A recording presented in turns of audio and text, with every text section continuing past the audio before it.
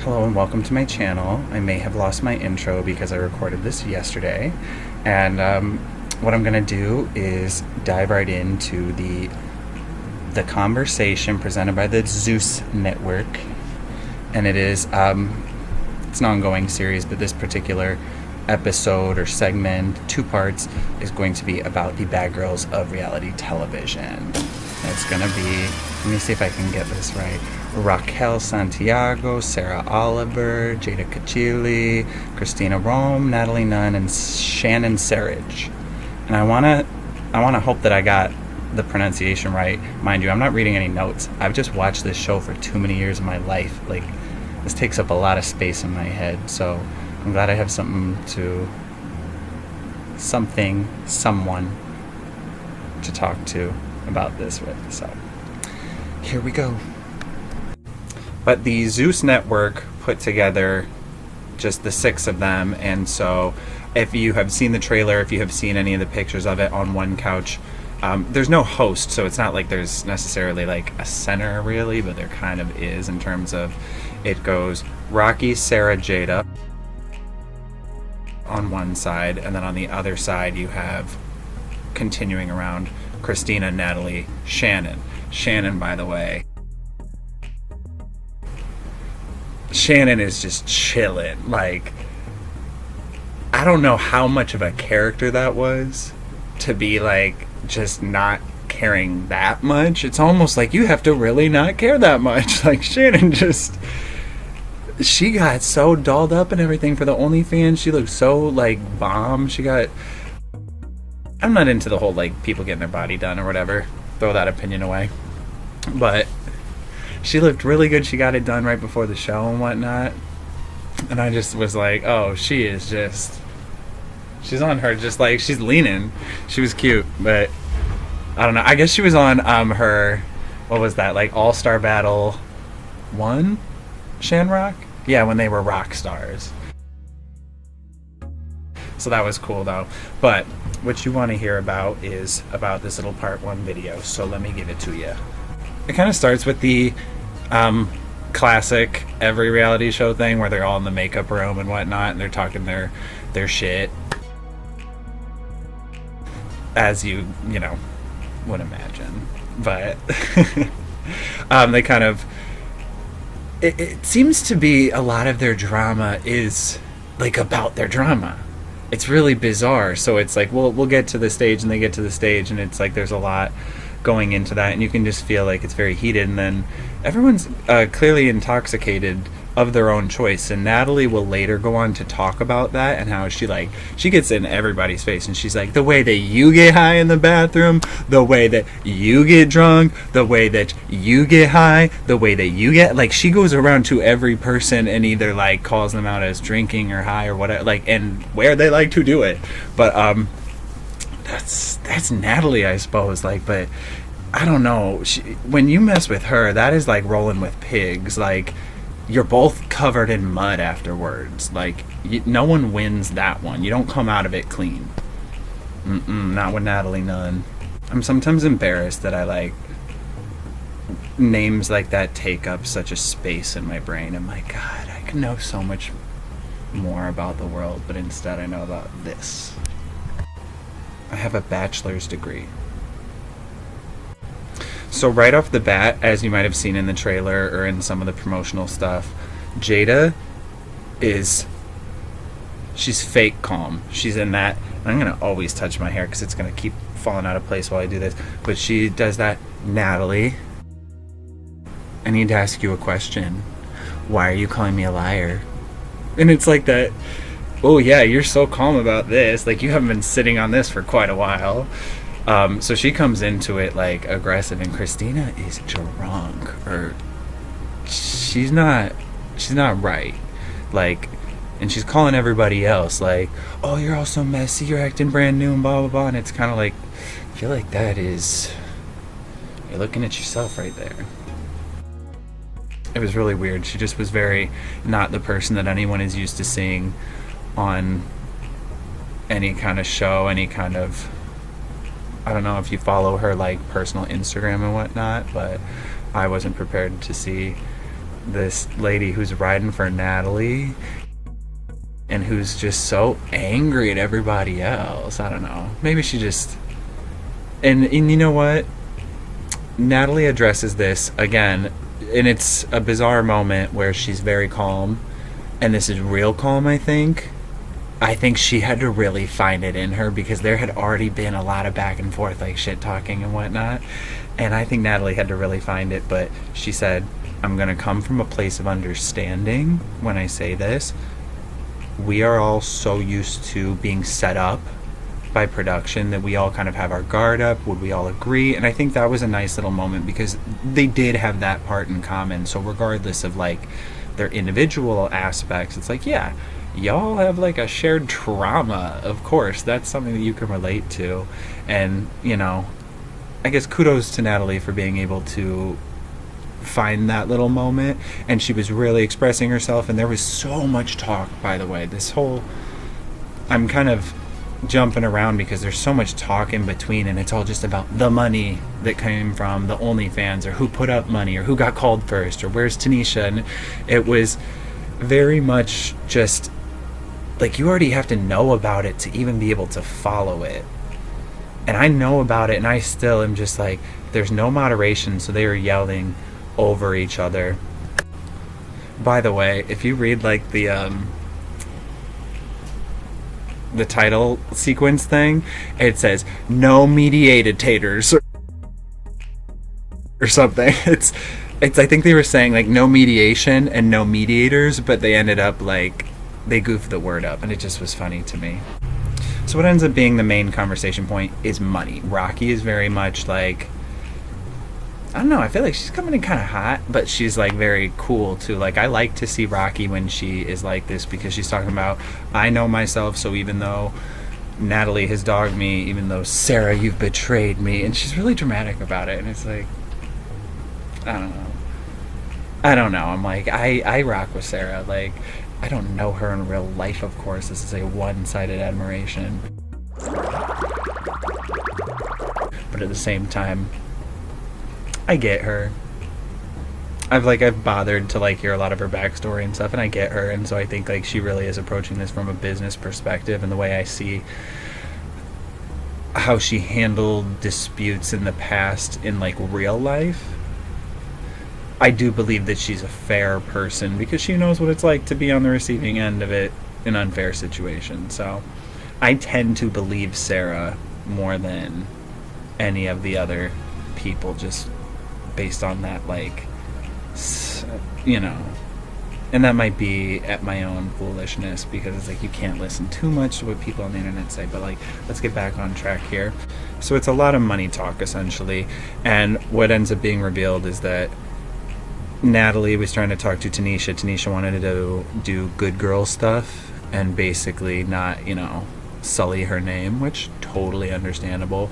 But Natalie openly says, I told Tanisha, good girl doesn't sell, like no one wants it. And you know, I like, cool, she's owning it, and that's very true. That's not even like a hot take. It was just, will she acknowledge the things she says, because also the whole time Jada's over here like, you're a liar, Natalie, everything you do is a lie, and blah blah blah, and you're a lie. And then Christina's over here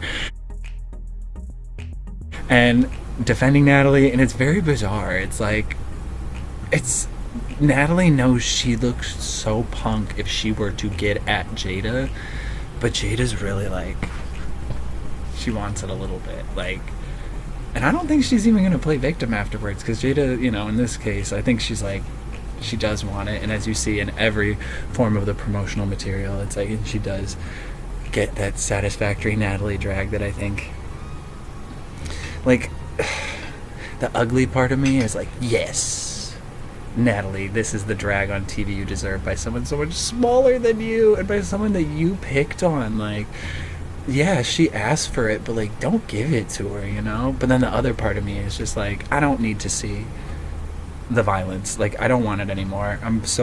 I watched this show for 17 seasons, not always actively while they were on, but like, I've seen all of them. I know all the names, I know all the events, and all the crossing over. I was obsessed. I'm just at a point where I'm not interested in seeing violence on not like, I mean, I guess it's just a wig, but it's humiliation, and it's still like, I'm just not interested in seeing it. I've now seen these women for years of their life, and like, I don't know, for better or for worse, I don't like to see violence in people that I know or in general. Give me video games, give me anime, but give me martial arts, give me like real competitions, but I don't really want to just see people like getting maimed and harmed and humiliated like that. And I feel like that's kind of what that accusation was going back and forth, that Natalie was mouthing to Jada, bite Christina, and Christina was drunk, she couldn't hear that. She was like, why were you, Natalie never said that. And she's like, I know, I'm telling you, she didn't say it. She went like, she mouthed it, but Christina was really on one, and that's what I mean. You could tell like she couldn't receive a lot of it. She was very inebriated. A big part of this is Shannon being Shannon, which is great. I love Shannon so much. I don't know, you know, you like who you like. I like Shannon. I understand Shannon too. I'm not gonna act like deeply, but I have like Shannon's cool. I don't know, she's cool, right? Like, thing. I almost have to like give it to Natalie. I hate when Natalie gets to have her moments. Like, people allow her to have those moments. Like, they give her that bone. But Shannon does keep poking her. Like, she touches her a lot, and Natalie really kind of like took it with some grace. Like, I give her credit, because Shannon was just playing with her for the longest time, but like, she did it a lot. Like, every time she needed her attention, she's tapping her. And it was like, I get the point, but it also was, they had their chair set up a certain way. Natalie pulls her chair away. Let me try to do it so it's understandable. Natalie pulls her chair towards Christina, so then Shannon's over here by herself, like trying to talk and trying to be in the conversation, and they're whispering right here. These two are whispering, and then randomly, like, Sarah and Rocky would be whispering. It was all just like, y'all, they needed a moderator for 6 people to have any kind of conversation like this. But Shannon kind of was attempting to get her attention and like kind of get her back on track. Like, stop whispering in ears when other people are talking. There's already so many people trying to talk. That's very distracting, not only for a camera but for this to operate. And Sarah was mostly making the point that somebody needs to keep things on track, and I think Natalie totally takes advantage of the fact that Sarah's willing to do that. Like, it just was not cool. I didn't like to see it. I don't like to see that Sarah put in so much effort and just see her get like dogged for it so bad. Not in this episode. At the end of this one, they show a lot of cliffhanger for the next part, which releases on Sunday. By the time you're watching this, it might be out. I want to do a review of that as well. A recap, a review, whatever you call it, just some insight, talking points. But they show a lot of Sarah and Natalie at each, not really at each other, but Sarah standing up. Not in Natalie's face, but in a way of like, you're talking crazy and I need you to know you're talking to another human being, reminding you, like, don't forget yourself. And it's just ugly, the things that they say back and forth. I don't like to hear it. I just feel like, whether it's true or not, it's not said in the right context. It's not fair. It's not what I want to hear. I don't know. Like, I'm not for the idea of, oh yeah, let's just like drag these bitches, like let's tear down women that seem to have it all. It's like, we get it. Like, some of them get plastic surgery, they do this, they do that. It's like, they'll deal with the repercussions of that. I am very sad that people put that on such a platform. Everybody's got a BBL, everybody's got their boobs done. They don't tell you gotta get them redone every like 10 years. They don't tell you that your body will, I shouldn't say too much because I'm not a doctor. I didn't finish my doctorate because I didn't start it, because I didn't care for it. And that's kind of my general opinion on how this went. It was so hard to discern what really was going on. It was like, okay, we were kind of getting to different things, but there was no resolution. Let me try to get what were the main talking points. They were talking about money, the ability to work with one another after being slanderous physically fight, like the way that it has gone, the way that money will be handled in the future. I don't know if that was really covered. It was kind of touched, like I said, it was all so all over the map. And then it was just a lot of like, I don't know, there was a really nice moment where Shannon she pushed her sunglasses back. Sarah, for real. And you know when Shannon's serious, because she's serious. Like, she makes that strong eye contact, and I respect it. I'm scared of it. I respect it. But Shannon, she does that, she leans in her chair and whatever, and she puts her glasses back respectfully so you can actually see someone's eyes, and she says, like, thank you for the work you did. Like, regardless of how this all shakes out, you did work. You put in labor. You made phone calls. You did the stuff, and, like, thank you. And I'm like, I wish that would have had a moment. If the conversation had editing and whatnot, they could have maybe balanced some of this. So it was like, okay, here's like a nice moment. Let it land for a bit. We don't have to do a commercial break, but we could maybe have a way of like looking, oh my God, I'm about to be Real Housewives in a Rose and Thorn situation. You're like, okay, there's good, there's bad. But I don't know, I'm hoping that part 2 will have more good than bad, but seeing that Natalie is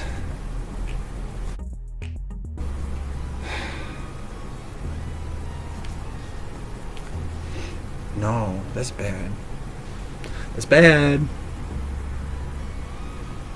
But I canceled my subscription. I was like, I only wanted to see this. I wanted to see part 1 and part 2, I suppose. By the way, the full episode is 41 minutes. The subscription is $3.99. Reasonable, honestly. Like, I know that people are very like whatever for paying for things. $4 to watch. If the second episode is also 41 minutes, that's 82 minutes. That's an hour and 21 minutes. That's almost an entire film.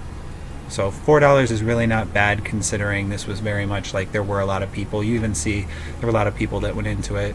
So $4 just for this. I'm not even like a part of trying to sell you on it. I'm just saying I subscribed and unsubscribed because I'm like not interested in this platform anymore, but I want to see how this shakes out. So to each their own.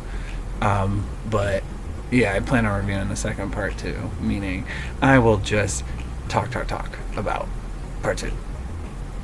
I don't know if there will be that much to say is the thing, because I'm like, I really don't want it to be just like different angles of Jada throwing Natalie's wig in the pool. Which, oh, by the way, there's some random, totally crazy moment that is like interwoven. Like, it's the only time the camera's really not like focused on. They did their little in the makeup room part. Then they are just in some house. I don't know. Were they sleeping there? Did they wake up? Like, it's confusing. Like, they all just like, oh no, they walked up with their bags. But they all come down and whatever, and you see like their slow-mo entrance, and they're all glammed up, and they just come downstairs, and they really just sit on some chairs. Like, they don't even have like couches or whatever. They just sit on some chairs in like the living room, the foyer maybe even. But it was they're starting it, and I guess pretty early on, like somebody knew somebody, but everyone was confused. There's a guy up on a balcony, and he starts like yelling down like, no, and that's the bullshit, and everyone's like, no, you don't get to talk on a set, and they all like snap their necks just like, no, shut up, who is that? And I also was like, who is that? And it looked like one dude, and then later they're cutting to all this other dude in a blue tracksuit, and I'm like, is that even the same dude? Am I paying attention to the right things here? There's so much yelling. My heart rate's so high again. Like, I had so much secondhand anxiety from all of this. But that guy got thrown out, and the way security was, like, handling him made me very, like, I was getting triggered. I didn't like it. Like, it's like 4 guys, like, really shaking up like a makeup artist. Like, maybe he's dramatic, maybe he's all this, and honestly, maybe he'll swing. But it's like, 4 of you relax. But it's like that's happening, and like the girls are talking, and then you see just the B-roll, which is just like there's the footage that you see, and like people will be talking, and then they'll just show clips of stuff, and the person will keep talking, you'll hear their voice. The clips of stuff is called B-roll. So it was just B-roll stuff of him like struggling, trying to get out. He had his makeup light, and like they would not let him go, and I just felt bad for him, and I want my lighting to be back. I liked how I looked. That was a fun color for me. But yeah, that was like stressful, and I don't know, they needed to have some of that drama. I don't think anyone like asked him, and they're all even yelling like, who paid this man? So that was a funny moment. I like when they get to be funny. I like when they have a chance to let their guard down and like crack jokes. And I feel like that's how Shannon wanted to be, but Shannon was on Planet Shannon. Like, there's Shanrock, and I feel like Shanrock is somewhere on Earth. She was on Planet Shannon. Respect to Planet Shannon. You gotta go through Alaska to get there, but it's worth it, I hear. Alright, so in summary, very little was accomplished, lots of yelling. I look forward to hearing the end of this so I can put this back to bed. This was like a fun thing to do during quarantine, but I'm like, I've been clean. Please don't bring me back down. I can't get addicted to this again. So I'm glad that I'm like, I can part with this. If it's just going to be violence and trying to humiliate violence and trying to humiliate each other, I'm not interested in that. Thank you. Ooh, final note, that whole like really inflammatory thing where Christina said, y'all some white bitches, and then Rocky said the whole like, if we said black bitch, and she did say it really like that, very like more heatedly than Christina said white bitches. I give that total, like it was a tone and aggression thing, but Christina already was acting nuts, so for her to bring up them being white was really just like, it was unnecessary to the point. That was the whole thing. It was unnecessary. So I get what Rocky was saying totally. It was, but Rocky really sounded like, girl, relax. And the weird thing is, they actually like resolved that. One of the few things that was resolved was she was like, okay, well, y'all are acting crazy. And it was like, that did not lead to a brawl. There's so many times where the girls stand up, and when Natalie got in Shannon's face, which is how they end it, they're gonna like pick up with that, but it was like, like I said, Shannon was poking that bear, but Natalie reacts like a person who has been through trauma. Like, she reacts in a way that it's like, ooh, fight or flight kicked in. I need to set a boundary. A boundary has been violated. I must correct the wrong that has been done. Like, she is very... Natalie gets everything very hot. I don't know. I've seen her with her mom on that weird mom show, and all about doing therapy with your mom, and I'm like, I see it. Okay, like, this is a little bit for TV, but also this is how you are. But like, she was yelling at Shannon, spitting at Shannon, all this Shannon, and it's like, by the way, Jada's yelling at you. Like, she started yelling at you, and you kept getting at Shannon. And I get it. It's like, I really think that's that trauma thing where she's like, the sense of violation by Shannon is so much greater than the ability to stay on track and defend yourself with Jada in this moment. Like, Shannon is a more of a threat. Shannon can punk you harder. Like, you think you can punk Jada. So it was like, I saw that whole moment, and the way it devolved was ugly. But Shannon also sitting there like,